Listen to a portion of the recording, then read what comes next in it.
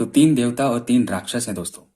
देखिए, शर्त यहाँ पर यह है ना कि इन तीनों को इस नदी को पार करना है। नदी को पार तो करना ही है, लेकिन एक बार में इस नाव में 2 ही लोग जा सकते हैं। और किधर भी, चाहे नदी के इस पार या फिर नदी के इस पार, किधर भी अगर राक्षसों की संख्या अगर ज्यादा होती है तो वो देवता को खा जाएंगे। और हमें हर हाल में देवताओं को बचाना है। तो आपको यही बताना है कि राक्षसों को और देवताओं को कैसे नदी के उस पार ले जाया जाए कि सारे के सारे लोग सुरक्षित रहें, देवता भी बचे रहें और सारे के सारे 6 लोग जो हैं इधर आ जाए।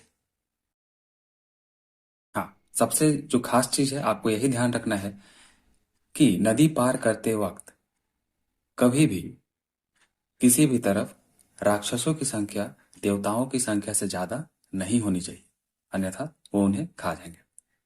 अब आपको यही दिमाग लगाना है कि आप कैसे इन्हें पार कराएंगे। तो चलिए, आप पहले इसमें सोचिए कि आप इसमें कैसे कर सकते हैं।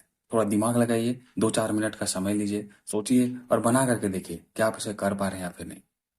खैर, इससे पहले कि मैं आप लोगों को इसका आंसर बताऊं, आपसे एक रिक्वेस्ट रहेगी, आप चैनल पर नए आए हैं तो प्लीज चैनल को सब्सक्राइब कर बेल आइकन को जरूर प्रेस कीजिएगा, ताकि हर वीडियो की नोटिफिकेशन मैं इसी तरह की काफी इंटरेस्टिंग वीडियोस आप लोगों के लिए लेकर के आता रहता हूँ, जिससे कहीं ना कहीं हमारे मेंटल एबिलिटी जो है वो बढ़ती है, सोचने समझने की शक्ति बढ़ती है। चलिए दोस्तों, मैं आप लोगों को इसका आंसर बताऊँ। देखिए, इसे हम लोग कैसे सॉल्व कर सकते हैं। देखिए, सबसे पहले हम लोग क्या करेंगे कि एक देवता और एक राक्षस को इस तरफ लेकर के जाएंगे। अभी देखिए, दोनों ही तरफ सेम सेम है, तो कोई किसी को नहीं खाएगा। इस नाव पर बैठे और दोनों इधर आ गए। ठीक है, अब जब इधर आ गए तो किसी ना किसी को नाव को इधर लेकर के वापस जाना पड़ेगा। लेकिन शर्त यही है कि राक्षसों की संख्या कभी भी ज्यादा नहीं होनी चाहिए। अब मान लीजिए इस नाव को जो इधर अभी आया है, अगर ये राक्षस लेकर के जाता है तो 3 राक्षस इधर हो जाएगा, 2 देवता होता है, ये लोग तो खा जाएगा। तो ये इधर नहीं आ सकता है, मतलब देवता को ही आना पड़ेगा। तो एक देवता जो है फिर इधर आ जाएगा। ठीक है, अब एक देवता इधर आ गए नाव लेकर के। अब क्या हुआ, देखिए 3 देवता हो गए, 2 राक्षस है, अभी भी कोई किसी को नहीं खा पाएगा। अब क्या होगा कि 2 राक्षसों को जाना पड़ेगा, क्योंकि मान लीजिए अगर एक देवता फिर से जाते हैं या फिर 2 देवता जाते हैं तो देखिए एक ही बचेगा, फिर 2 इधर खा जाएंगे इसको। तो अब यहाँ पर 2 राक्षस जो है इधर नाव पर सवार होकर के चले जाएंगे। ठीक है, 2 राक्षस नाव पर सवार होकर के चले गए, तो नाव तो अब उधर चला गया। अब फिर क्या होगा कि नाव को किसी न किसी को लेकर के उधर से इधर आना पड़ेगा। तो एक राक्षस फिर से इधर आ जाएगा। जब एक राक्षस फिर से इधर आ गया, तब देखिए अभी भी बैलेंस में चल रहा है। 2 राक्षस इधर है, देवताओं की संख्या एक भी नहीं है। एक राक्षस इधर है, 3 देवता कभी भी नहीं खा पाएगा। तो अब क्या होगा कि नाव इधर आ गया है। अब 2 देवता लोग जो है मिल करके नाव में बैठ करके चलेंगे उधर। दोनों देवता नाव में बैठे और दोनों मिल करके इधर निकल लिए।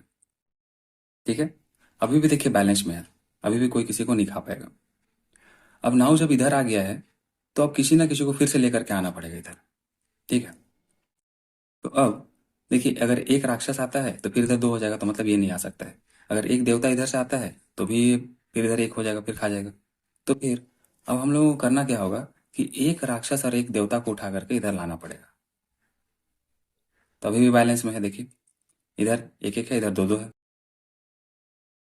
अब क्या होगा कि नाव अब इधर आ गई है, तो अब ये दोनों देवता इस पर बैठेंगे और फिर बैठने के बाद इधर चले जाएंगे। अब दोनों देवता भी इधर आ गए। अब देखिए, अभी भी राक्षसों की संख्या किधर भी ज्यादा नहीं है, देवता ही बहुमत में है, यही लोग ज्यादा है।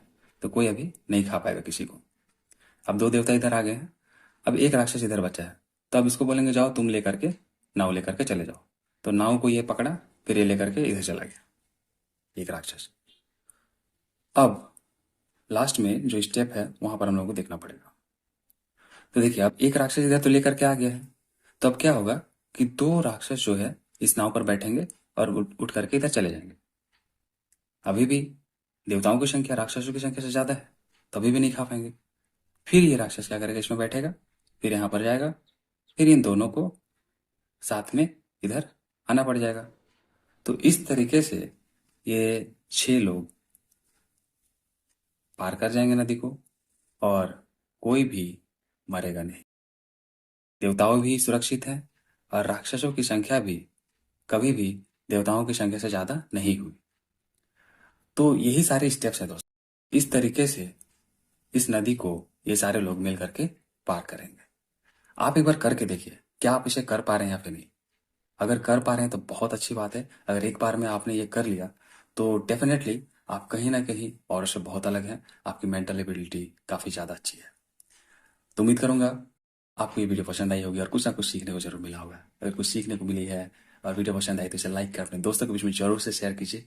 चलिए मिलते हैं दोस्तों अगले वीडियो में। तब तक के लिए टेक केयर। जय हिंद, जय भारत।